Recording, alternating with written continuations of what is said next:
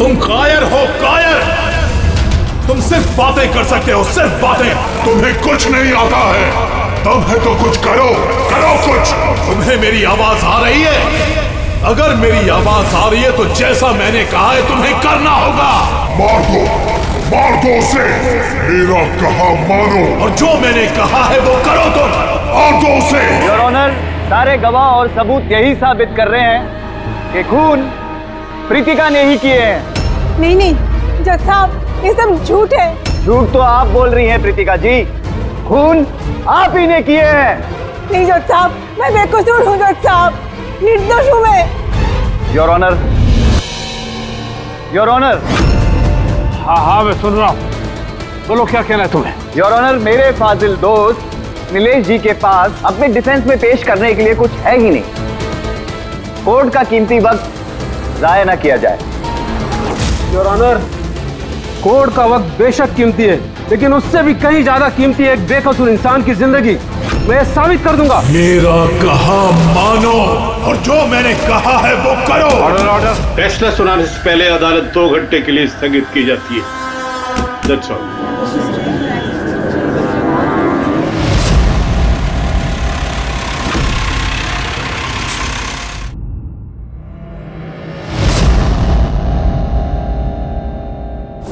श्रीकांत, तुम्हें उसे मारना होगा।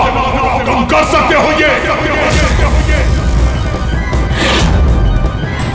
उसे जिंदा रहने का कोई हक नहीं है। उसका मरना जरूरी है। मार दो श्रीकांत।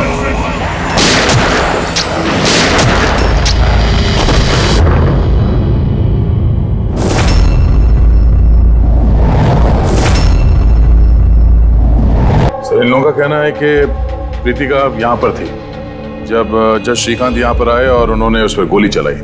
उसके बाद वो यहाँ पर आकर खुद को गोली मार दी। उस वक्त मतलब जब ये सब हो रहा था, उस वक्त यहाँ पर जो लोग थे वो कहाँ हैं? वो लोग कोर्ट रूम में।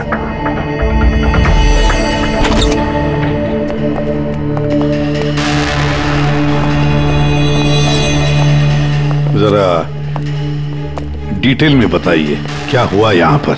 सर, एक केस की सुनवाई चल रही थी। जज श्रीकांत जी की हालत कुछ ठीक नहीं लग रही थी। उन्होंने 2 घंटे का रिसेशन लिया और अचानक चेंबर में आए और उन्होंने अपने आप को और प्रीतिका को गोली मार दी। लेकिन वो गन तो रखते ही नहीं थे। उनके पास गन कहाँ से आई? ये तो हमें भी नहीं पता सर कि गन आई कहाँ से, लेकिन गन उनके पास थी जरूर सर। तो गन का इंतजाम पहले से कर रखा था। लगता है जज साहब ने पूरी प्लानिंग की थी कृतिका का खून करने की। लगता तो ऐसे ही है। वैसे जज साहब की इस केस में कोई पर्सनल इन्वॉल्वमेंट थी? नहीं सर, ऐसा तो कुछ भी नहीं था। कृतिका के साथ कोई व्यक्तिगत दुश्मनी? जज साहब तो बहुत ही सुलझे हुए इंसान थे सर। केस के हर एक पहलू पर बहुत ही बारीकी से गौर करते थे सर। मुझे पिछले कई दिनों से लग रहा था कि कुछ न कुछ गलत जरूर है उनके साथ। मैम, क्या जज साहब की तबीयत ठीक नहीं थी? वो तो मुझे नहीं पता, लेकिन वहाँ उनको कुछ अजीब अजीब सी आवाजें सुनाई दे रही थी। वो सब हम एक बार। आ जाइए श्रीकांत, खाना लगा रही हूँ।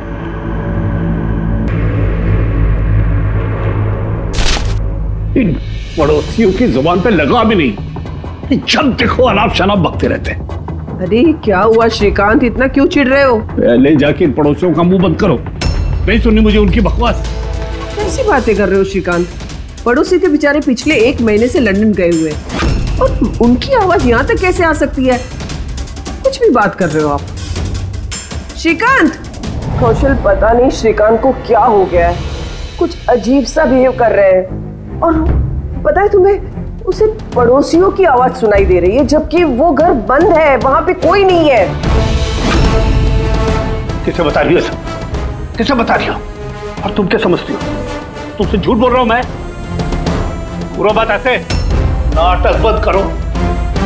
बताओ तुम लोगों ने इस घर में क्या छुपा रखा है? बताओ मुझे, बताओ। मैं सब जानता हूं, सब जानता हूं मैं। तुम मुझे पागल बनाने की कोशिश कर रही हो ना? श्रीकांत, ये तुम्हें क्या हो गया है? हाँ, अपनी हालत देखो क्या बना के रखी है। पर यहाँ पे कोई नहीं है, किसकी आवाज सुनाई दे रही है तुम्हें? सुनाई दे रही है मुझे, उनकी आवाजें सुनाई दे। यही है, यही है। लेकिन मैं किसी की नहीं सुनूंगा, किसी की नहीं सुनूंगा। कहीं उन्हें कोई दिमागी बीमारी तो नहीं थी? नहीं सर, 15 अप्रैल तक तो ठीक थे, लेकिन हम रेड कैंडी हॉस्पिटल गए थे ना, उसके बाद ये सब कुछ होने लगा था उनके साथ। Red candy hospital? जी सर, इस हॉस्पिटल में चल के पता करते हैं कैसा क्या हुआ था वहां पे कि ये जज साहब अचानक ऐसा बर्ताव करने लगे। सर, इस केस में आखिर बचा ही क्या है? जिस आदमी ने खून किया उसी ने अपने आप को मार लिया। वही तो पता लगाना है ना फ्रेडी, वही तो पता लगाना है कि एक जज ने अपने सामने वाले आरोपी को गोली क्यों मार दी, खून क्यों किया, और तो और उसके बाद में अपने आप पर भी गोली चलाई। क्यों? सर, हॉस्पिटल अथॉरिटी ने बताया कि जज श्रीकांत यहाँ पे साइकियाट्रिक ट्रीटमेंट के लिए नहीं बल्कि डेंटिस्ट से मिलने के लिए आए थे। कौन है डेंटिस्ट? कौन है? Sir, doctor Raman. Hello sir, बताइए मैं आपकी क्या मदद कर सकता हूँ। फिलहाल तो आप डॉक्टर रमन को बुलाइए और उनके असिस्टेंट को भी। डॉक्टर रमन, 15 अप्रैल को जज श्रीकांत आपसे मिलने आए थे ना यहाँ? जी हाँ सर, लेकिन सर उनकी मौत से मेरा क्या लेना देना? मुझसे सवाल क्यों? देखिए, हम बस ये जानना चाहते हैं, जब वो आपसे मिले थे तो वो दिमागी तौर से बीमार लग रहे थे? नो सर, मुझे तो ऐसा कुछ नहीं लगा। सर, उनको दिमाग की कोई बीमारी नहीं है और 9 साल से डॉक्टर रमन के पेशेंट है वो। 9 साल से? मतलब आप लोग उसके बारे में बहुत कुछ जानते होंगे। बहुत कुछ नहीं सर, सब कुछ। कुछ और क्या जानते हैं, जरा बता सकते हैं? सर, अभी बताने के लिए तो सिर्फ इतना ही है कि वो बहुत शॉर्ट टेम्पर्ड थे, बहुत जल्दी उन्हें गुस्सा आ जाता था, but he was not delusional. अगर उन्हें कोई दिमागी बीमारी नहीं थी तो फिर उन्हें वो आवाजें क्यों सुनाई दे रही थी? क्या हुआ क्या था उन्हें? पर सर, आप इसमें मेडिकल एक्सप्लेनेशन क्यों ढूंढ रहे हैं? हम लोग इतने मेडिकल एक्सप्लेनेशन क्यों ढूंढ रहे हैं? दया, कोई भी आम इंसान ऐसे ही अचानक से उठकर किसी पर गोली चलाता है, क्या ये नॉर्मल हो सकता है?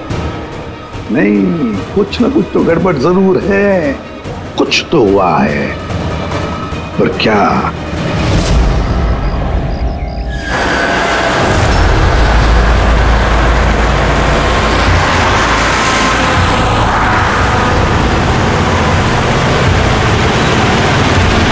वीरेन, तुम बेकार की चिंता करते हो। धनंजय की सिक्योरिटी टीम हमारे साथ है, हम सुरक्षित पहुंच जाएंगे।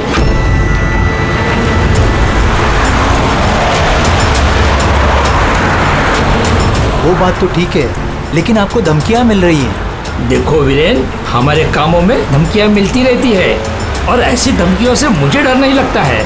देखो, डर तो मुझे भी नहीं लग रहा, क्योंकि मुझे धनंजय और उसकी टीम पे पूरा भरोसा है।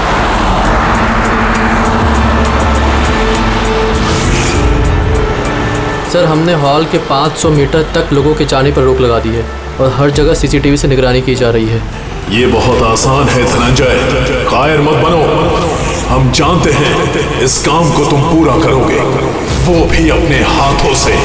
तुम सुन रहे हो ना धनंजय, तुम बुज़दिल नहीं हो, नहीं हो तुम बुज़दिल। कायर मत बनो, इस काम को तुम पूरा करोगे। सर, क्या बता रहे थे तुम ब्लॉक बी के अरेंजमेंट के बारे में? सर, मैं ब्लॉक बी के बारे में बात नहीं कर रहा था। सर, आप ठीक है ना? आपकी तबीयत कुछ खराब लग रही है। मेरी तबीयत ठीक है, मैं ठीक हूँ।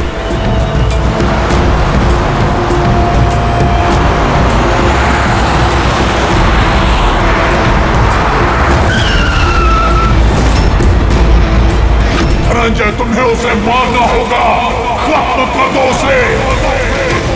मार दो धनंजय, मार दो। गाड़ी रोको।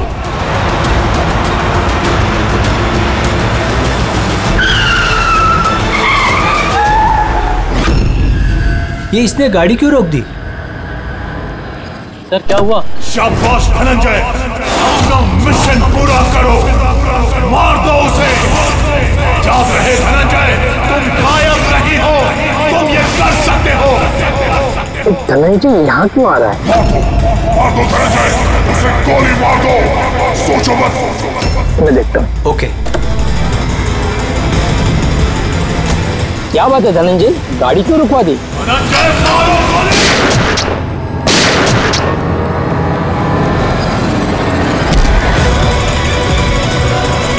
ओह माय गॉड!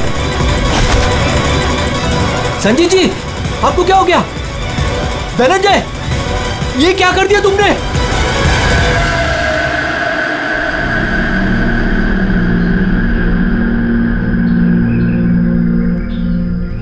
नेताजी के सिक्योरिटी का इंचार्ज वही था? जी सर, धनंजय जी वही इंचार्ज थे। कमाल है सर, जिसे बॉडीगार्ड रखा है उसी ने मार दिया। नेताजी को मारने की कोई खास वजह? सर ये तो धनंजय जी ही बता पाएंगे। ऐसे ही बात बताओ, गोली अंदर मारी या बाहर से? सर बाहर से मारी, कार के। धनंजय, धनंजय, सदमे में लगता सर। तुम लोग जा कहाँ रहे थे? सर नेताजी की चिल्ड्रन फाउंडेशन की मीटिंग थी, वहाँ जा रहे थे। हमारी गाड़ी आगे थी और नेताजी की कार पीछे, और मैं धनंजय जी से नेताजी की सिक्योरिटी के बारे में बात कर रहा था, पर ये मेरी बातों में ध्यान नहीं दे रहे थे और कुछ खोए खोए से लग रहे थे सर। इनके चेहरे में एक अजीब सी बेचैनी थी। मैंने उनसे पूछा कि क्या हुआ, तो कुछ बहकी बहकी सी बातें करने लगे। सर जब श्रीकांत के साथ भी तो ऐसे ही हुआ था। कहीं ये दोनों केस एक जैसे तो नहीं है? और कोई साथ में था नेताजी के? वीरेन जी सर। वीरेन जी? जी सर। आप नेताजी के साथ थे ना? हाँ सर, मैं ही था। नेताजी ने आपको कुछ बताया इस धनंजय के बारे में? सर नेताजी हमेशा धनंजय की तारीफ किया करते थे, उनकी जान को खतरा था। अभी कुछ दिन पहले ही धनंजय ने उनकी जान बचाई थी। बड़ी अजीब बात है सर, कुछ दिन पहले जिस आदमी ने नेताजी की जान बचाई, आज उसी ने उनका खून कर दिया। गोली मारने के बाद धनंजय ने भागने की कोशिश की? नहीं सर, खुद को गोली मारने की कोशिश की थी। सब बड़ी मुश्किल से सिक्योरिटी वालों ने उन्हें रोका था सर। कमाल है सर, जज श्रीकांत ने खून करने के बाद अपने आप को गोली मार दी, और इसने भी अपने आप को गोली मारने की कोशिश की। काम करते हैं, धनंजय को ब्यूरो ले चलते हैं, वहीं से उससे पूछताछ करेंगे। और फिर एक बात समझ में नहीं आ रही है दया, खून करने के बाद खूनी अपने आप को गोली मार लेता है, क्यों?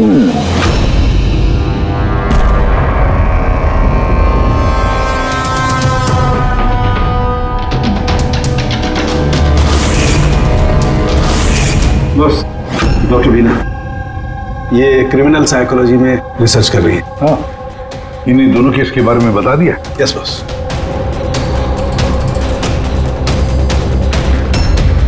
मेरा बेटा कहाँ है? मुझे उससे मिलना है। श्री नेताजी के सिक्योरिटी इंचार्ज धनंजय की माँ। उसे यहाँ क्यों लाए हो? देखिए, आपके बेटे ने नेताजी का खून किया है। जी नहीं, मेरा बेटा किसी की हत्या नहीं कर सकता। वो तो खुद बीमार है, उसकी दिमागी हालत ठीक नहीं है। क्या बीमारी है आपके बेटे को? पिछले कुछ दिनों से उसे कुछ आवाजें सुनाई देती है।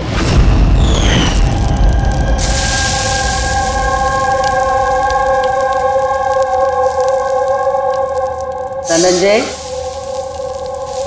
क्या बात है बेटा, बड़े परेशान लग रहे हो। ऑफिस में कोई प्रॉब्लम है क्या? कोई टेंशन?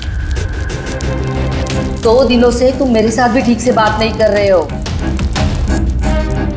कोई तो है यहाँ। सुनो ना, मैं तुम्हारी फेवरेट सब्जी बना रही हूँ, पालक की। इस घर में कोई तो है जो मुझसे बात कर रहा है। अरे मैं ही तो बड़बड़ा रही हूँ, दूसरा कौन बात करेगा घर में? कोई तो है हमारे अलावा इस घर में जो मुझसे बात कर रहा है। माँ, कोई तो है इस घर में हमारे अलावा। माँ, मुझे अजीब सी आवाजें सुनाई दे रही हैं, कोई मुझसे बात कर रहा है। हम दोनों के सिवा कोई नहीं है बेटा घर में। कोई है जो मुझसे बातें कर। बंद हो गई आवाज, फिर से आ रही है। कोई तो है माँ। कोई नहीं है, कोई नहीं है। अरे कोई तो है माँ यहाँ पर। कोई नहीं है बेटा, तुम यहाँ आ जाओ। लगता है तुम्हारी तबीयत ठीक नहीं है, अभी डॉक्टर के पास जाना चाहिए। लेकिन ऐसा तो स्किज़ोफ्रेनिया में होता है।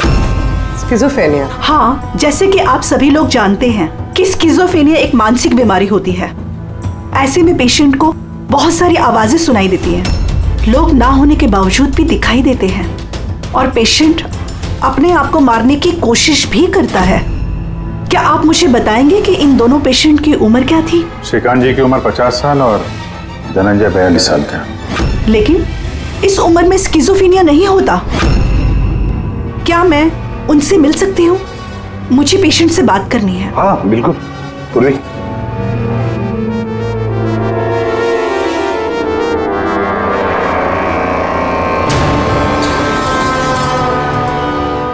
धनंजय, तुमने संजीत को क्यों मारा? मैं कुछ पूछ रही हूँ। धनंजय, तुमने संजीत को क्यों मारा? मुझे कुछ आवाजें सुनाई दे रही थी जो मुझे उकसा रही थी। कह रही थी कि मैं बुज़दिल हूँ, कायर हूँ, मैं किसी का खून नहीं कर सकता। और उस आवाज ने मुझे इतना उकसाया कि मैंने खून कर दिया।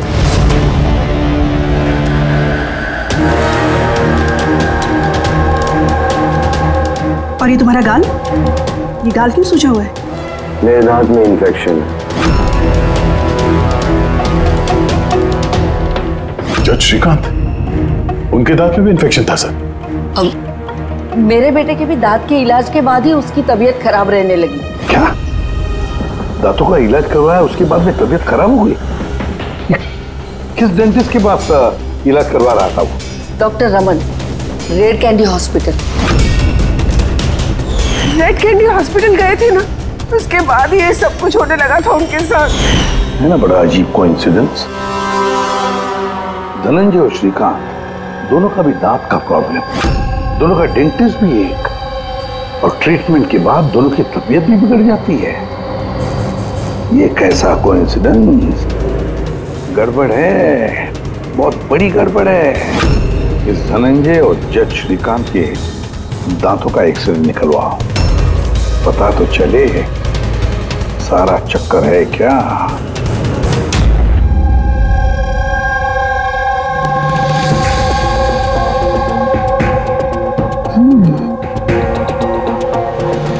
ये क्या हो सकता है?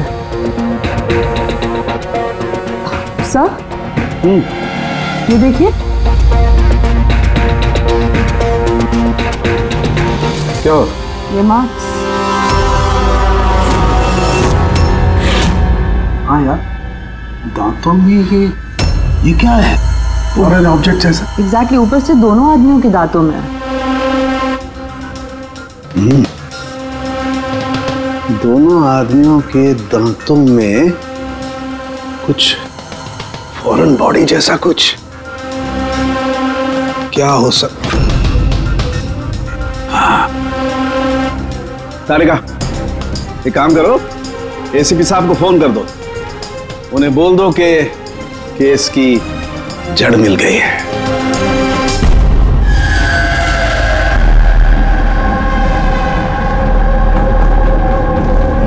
ये देखो बॉस, दोनों के दांतों में इस तरीके की चिप।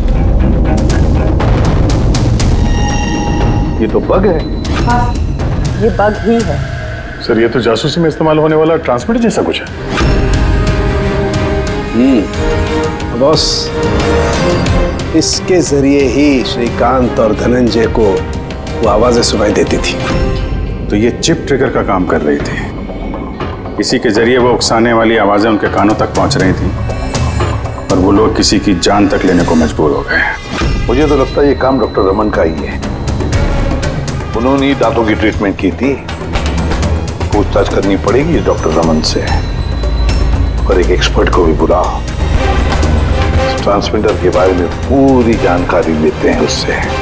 डॉक्टर रमन, दांत में ट्रांसमीटर लगाने का काम कब से शुरू कर दिया आपने? ट्रांसमीटर? हाँ।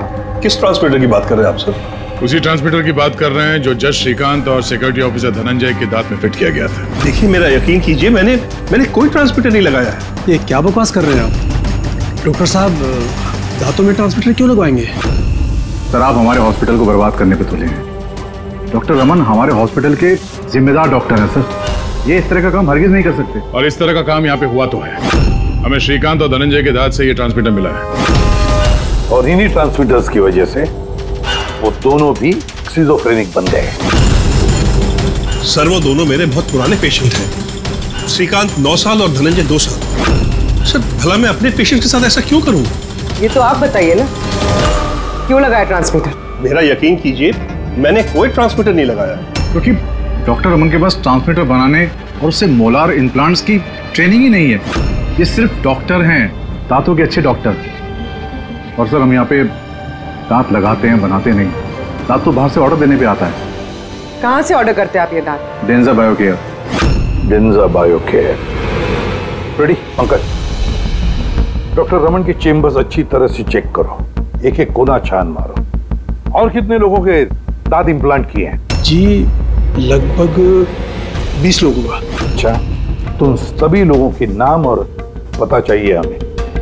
दया हो सकता है इन 20 लोगों की जान को खतरा हो।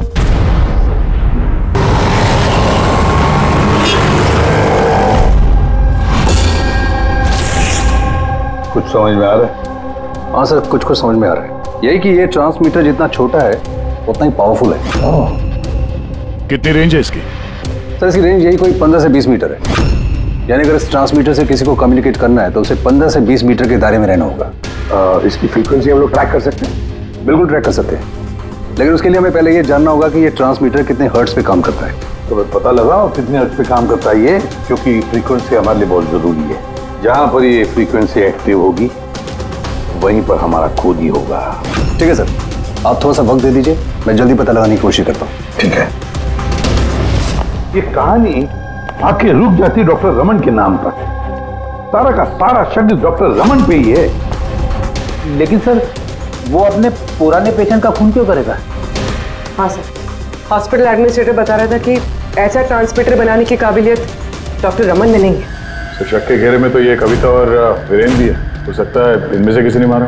हो सकता है, बिल्कुल हो सकता है, लेकिन ये जो भी है वो 15 और 20 मीटर के दायरे में ही काम कर रहा है। जो 20 लोगों के बारे में क्या पता चला? नहीं सर, उनका आपस में कोई कनेक्शन नहीं है। यहाँ तक कि श्रीकांत और धनंजय ये भी एक दूसरे को नहीं जानते थे। फिर भी अभी उन 20 लोगों से जाकर मिलो, उनसे पूछो क्या उनके साथ भी वैसे हो रहा था जैसे धनंजय और श्रीकांत के साथ हो रहा था क्या? और एक बात, लॉर्ड चेंबर और चेंबूर, पता लगा वहां पर कितने सेलफोन एक्टिव थे उस खून के दौरान। और देख, उस दांत बनाने वाली कंपनी में जाकर पूछताछ करो, देखो कौन हो सकता है जो दांत में ट्रांसमीटर फिट कर सकता है।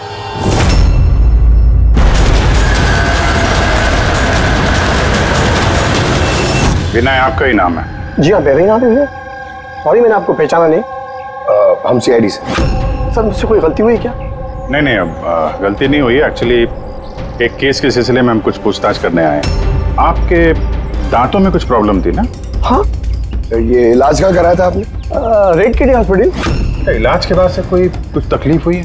I mean, कुछ अजीब अजीब आवाजें सुनाई देती हों, या जैसे कोई ऑर्डर दे रहा है कुछ करने के लिए? नहीं, ऐसा तो कुछ नहीं हुआ, लेकिन 1-2 बार दर्द हुआ था। वो तो नॉर्मल है, दांत लगवाएंगे तो थोड़ा बहुत दर्द तो होगा ही। ठीक है, अगर ऐसी कोई तकलीफ हो तो फौरन हमें बताइएगा। और हाँ, किसी अनजान आदमी के बहकावे में नहीं आना है, और किसी के बुलाने पे किसी अनजान जगह नहीं जाना है। ओके जी, ध्यान रखिएगा। जी सर। डॉक्टर रमन बहुत अच्छे हैं। दांत लगाने के बाद से मुझे जरा सी भी तकलीफ नहीं है। आपको कोई आवाजें सुनाई दे रही? क्या मतलब है इसका? नहीं, जिन जिन लोगों को भी डॉक्टर रमन ने दांत लगाए हैं उनमें से कुछ लोगों को अजीब सी आवाजें सुनाई दे रही हैं। नहीं, मेरे साथ तो ऐसा कुछ भी नहीं हुआ है। अच्छा, अगर ऐसा कुछ भी हो आपके साथ तो आप हमें प्लीज इन्फॉर्म करिएगा। या श्योर। आप लोग यहाँ पे दांत बनाते हो या मिनिएचर ट्रांसमीटर? क्या मतलब सर? मतलब ये कि यहाँ पे दांतों में ट्रांसमीटर फिट किए जाते हैं, खून करने की साजिश रची जाती है यहाँ पे। नहीं सर, आप लोगों को गलतफहमी हो गई है। हम इस तरह के इलीगल काम नहीं करते हैं। इलीगल काम हुआ है यहाँ पे। ये देखिए, रेड कैंडी हॉस्पिटल में आप लोगों ने दांत भेजे थे ना? जी हाँ मैडम। उसके अंदर ट्रांसमीटर फिट किए गए थे। जज श्रीकांत और सिक्योरिटी ऑफिसर धनंजय, उनके दांत यहीं पे बने थे ना? एक मिनट सर, मैं चेक करता हूँ।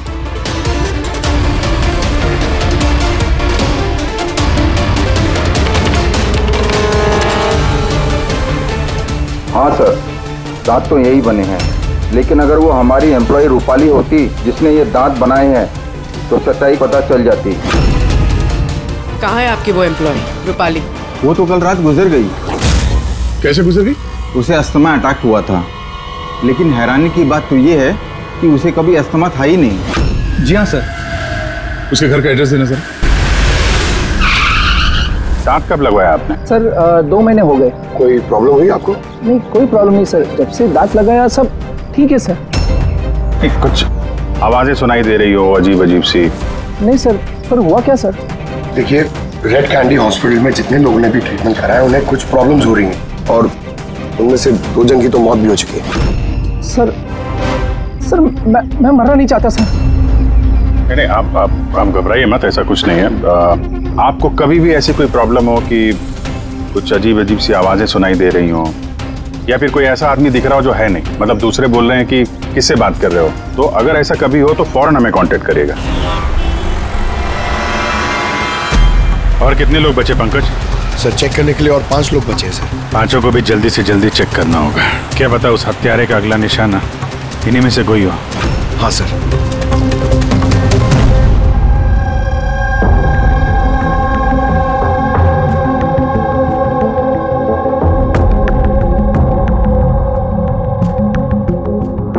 हाँ भाई, पता चला कि नहीं कुछ? सर मैं ऑलमोस्ट पहुंच गया, बस थोड़ी सी देर और सर। सर, जज श्रीकांत और संजीत का संबंध है सर। अच्छा, कैसा संबंध है? सर ये केस फाइल देखिए। 2009 में एक डॉक्टर रिसर्च कर रहे थे, लेकिन उसकी ग्रांट नेताजी संजीत ने कैंसिल कर दी। और इस डॉक्टर का प्रैक्टिस करने का लाइसेंस कैंसिल किया नेताजी संजीत ने, और उसे सजा सुनवाई जज श्रीकांत। नाम है डॉक्टर ललित। सर ये डॉक्टर ललित है कौन? पता लगाना पड़ेगा ये डॉक्टर ललित है कौन और किस बात पर रिसर्च कर रहा था। तो आपकी बेटी ने टूथ इम्प्लांट करवाया था? हाँ, अभी 2 दिन पहले ही कराया था इम्प्लांट रेड कैंडी हॉस्पिटल से। सर, जिस दिन से टूथ इम्प्लांट करवाया है अजीब अजीब बातें करती है और बहुत डरी हुई भी है।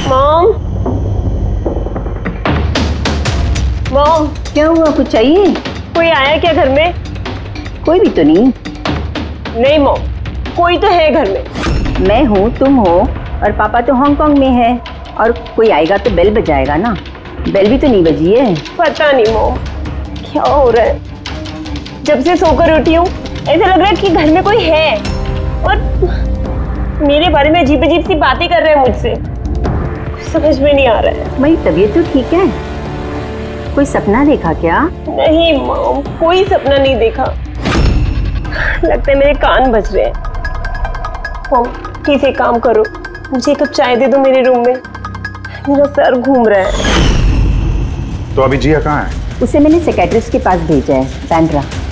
देखिए, आप उस साइकियाट्रिस्ट का एड्रेस दीजिए, हमारा अभी उससे मिलना बहुत जरूरी है।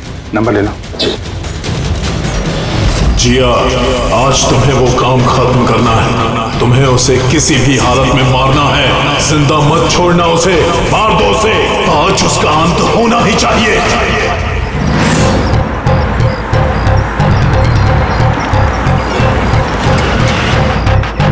कहाँ जाएंगे मैडम?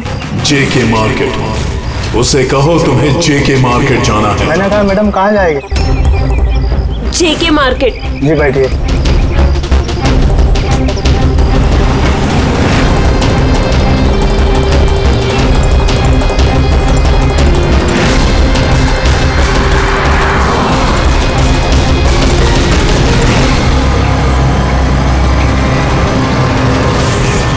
तुम डरपोक हो तुम, कुछ नहीं कर सकती तुम, 1 नंबर की डरपोक हो। चुप, मैं डरपोक नहीं हूँ और मैं किसी को नहीं मार सकती।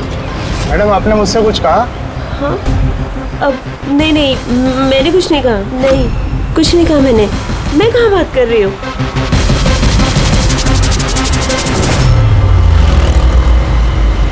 जिया, तुम्हें उसे मारना होगा।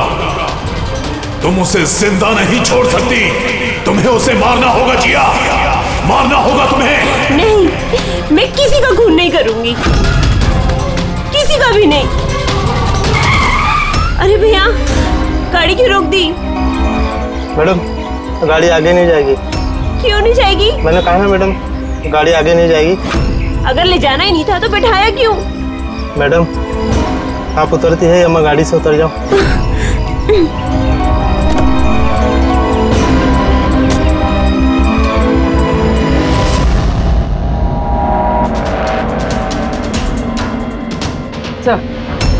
सर, वॉचमैन और पड़ोसी बता रहे थे कि रूपाली यहाँ 3 महीने पहले शिफ्ट हुई थी और अकेली रहती। फिर चेक करते हैं अच्छी तरह से।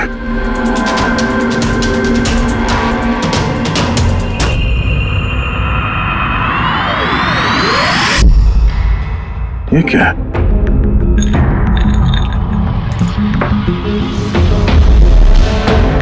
इतने सारे एयर ट्रांसमिटर्स।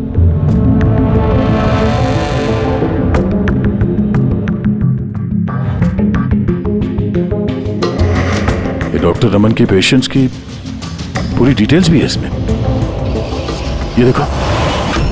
सर, ये जिया तो वही है जिसके बारे में अभिजीत सर ने हमें बताया था। सर, ये रूपाली, ये कहीं किसी की कठपुतली तो नहीं थे? हो सकता है, शायद कोनी को पता चल गया होगा कि हम लोग रूपाली तक पहुंच जाएंगे, इसलिए मार दिया उसे।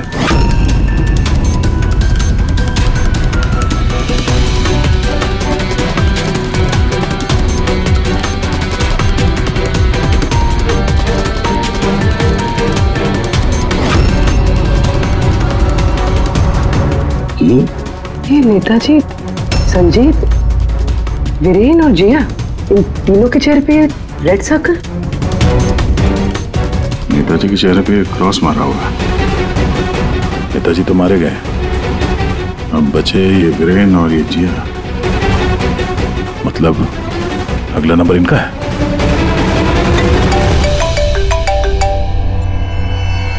हाँ जी, ये जिया साइकेट्रिस्ट से मिलने के लिए गई थी, लेकिन वहां पहुंची ही नहीं है। अच्छा, हमें यहाँ रूपाली के घर में एक तस्वीर मिली है जिसमें नेताजी, संजीत, वीरेन और जिया है।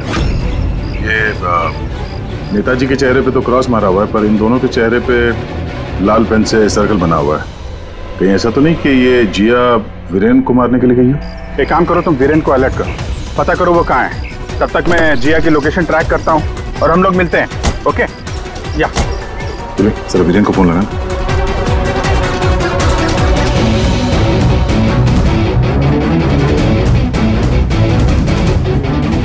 सर, वीरेन का फोन तो बंद है।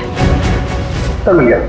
हाँ सर, ये ट्रांसमीटर 1.8 मेगाहर्ट्ज से 2 मेगाहर्ट्ज के बीच में काम करता है। ग्रेट। 1.8 मेगाहर्ट्ज से 2 मेगाहर्ट्ज पर। हाँ सर। मेरी बात ध्यान से सुन लो।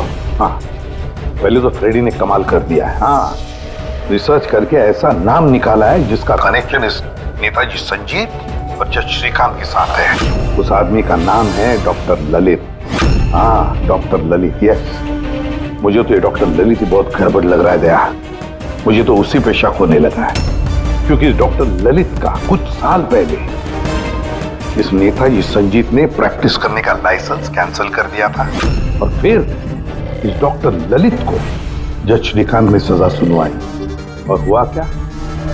पहले खून हुआ जज श्रीकांत का, और फिर उसके बाद में नेताजी संजीत मारा गया। ये खून कौन कर सकता है? ये डॉक्टर ललित ही कर सकता है। उसी का कनेक्शन है इन दोनों के साथ। बस अब डॉक्टर ललित जिस फ्रीक्वेंसी पर ऑपरेट करता है वो फ्रीक्वेंसी भी पता चल गई। हाँ, टेक्नो एक्सपर्ट ने ये बता दिया है, 1.8 मेगाहर्ट्ज से लेके 2 मेगाहर्ट्ज तक। बस अब इस फ्रीक्वेंसी पर हम टैप करेंगे डॉक्टर ललित को, पता चलेगा ये डॉक्टर ललित किस किस से बात करता है और क्या बातें करता है। और दया, ये रेडियो फ्रीक्वेंसी 1.8 मेगाहर्ट्ज से 2 मेगाहर्ट्ज हमारे सारे पुलिस स्टेशन और रेडियो वैन्स को बता दो। अब देखते हैं कब तक भागता है ये डॉक्टर ललित।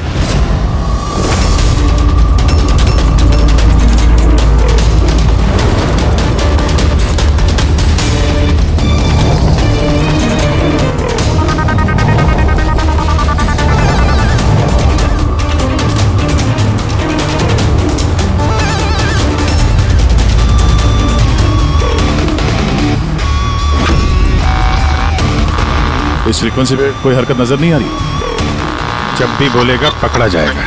पूरी मुंबई इस फ्रीक्वेंसी को हर 5 किलोमीटर में ट्रैक कर रही है। अगर जिया वीरेन को मारने निकली है तो वो खूनी 1.8 या 2 पे जरूर आएगा।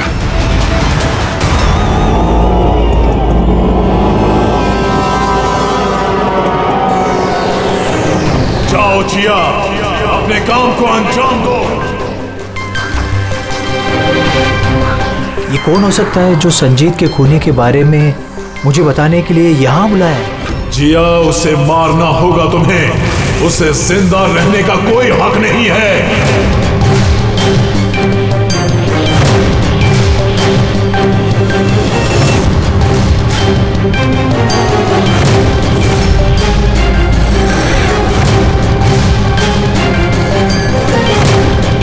ज्यादा सोचो मत, मार दो जिया, उसे मार दो। उसे जिंदा रहने का कोई हक नहीं है। उसकी तरफ देखो, पहचानो उसे, वो तुम्हारे सामने है। Kill him। उसे जिंदा रहने का कोई हक नहीं। उसी की आवाज है, फ्रीक्वेंसी लोकेट करो। देखो, अपनी बैग से गन निकालो।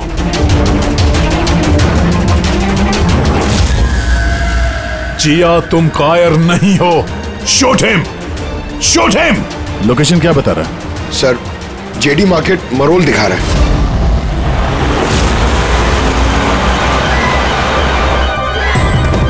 कम ऑन जिया, मारो, मारो उसे। सर, ये क्या हो रहा है? ये मुझे क्यों मारना चाहती थी? किसी ने मुझे फोन करके बुलाया कि संजीत की खूनी के बारे में बताने वाली थी। घबराइए नहीं, ये सब एक प्लान था। आप अभी सेफ है, आप जा सकते हैं। Okay sir, thank you. तो खूनी यहीं कहीं होगा। भीड़ में मिक्सअप हो गया है। सिग्नल यहीं है, देखते हैं।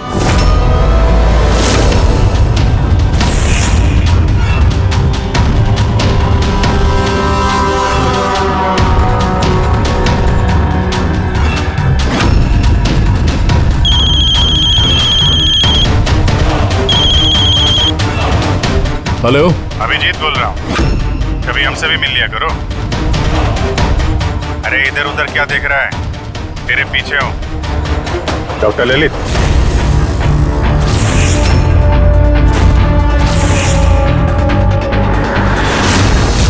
हॉस्पिटल के एडमिनिस्ट्रेटर पवन। मुजरिम चाहे कितने भी नाम बदल ले, चाहे कितने भी भेस बदल ले, एक ना एक दिन शिकंजे में फंस ही जाता है। क्यों? चलो।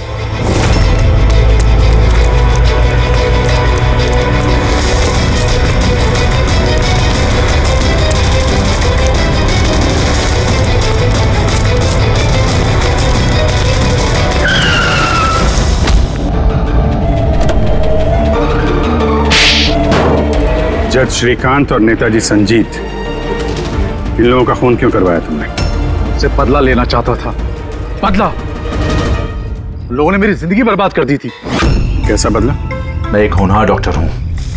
मैं स्किज़ोफ्रेनिया नाम की बीमारी पर उसके ट्रीटमेंट के लिए एक्सपेरिमेंट कर रहा था, वो भी वर्थलेस लोगों पर। मेरी असिस्टेंट जिया ने एचओडी वीरेन को कंप्लेन कर दी और एचओडी वीरेन ने नेताजी संजीत से मेरी ऑफिशियल कंप्लेंट कर दी।